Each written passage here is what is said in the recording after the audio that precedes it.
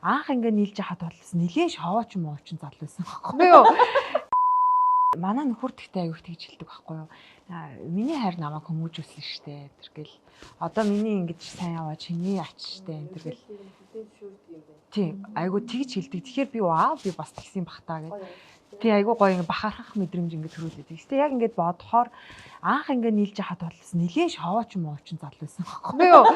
Би ч юм болохоор нэг амар юм зарчимч тиймэрхүү төрлийн тэгж болохгүй ингэж болохгүй. Тэгэл яг нөгөө нэг ганц би ээж мэж байсан учраас яг л нөгөө суухан тагаал суун учрна гэсэн.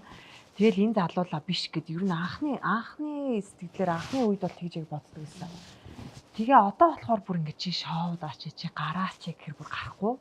Гарвал хоёулаа хамтдаа л гараа. Хамт гарахаар хамт шоудахаар гоё байдаг гэд. Тэгээ найзууд хүртэл юм дундын найзууд болцсон. Тэгээ хөвчлэн дандаа би нөхрийнхаа найзуудтай эхнэрүүдтэй найзлах биш.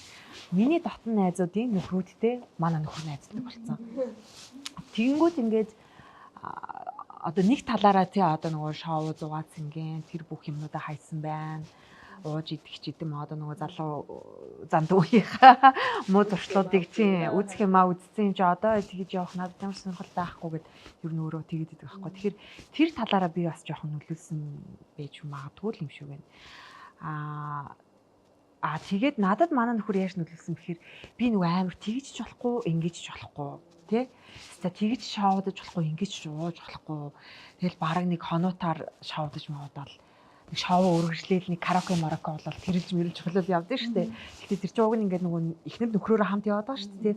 Тэнгүүд одоо хүүхдүүд яах юм бах юм хэвээр нэр ээж аамаа юу гэж хэлэх юм дэлхийн тэгж болохгүй маргааш тийм ажилтай гэж нөгөөдг нь цайхтай ганц хоёр ажил хойшлуулчихгүй юу гэхээр би тэрийг нэг байж боломгүй асуудал шиг хүлээж авч маад ер нь нэг жоохон бас нэг ядаргаатай байсан биш магадгүй.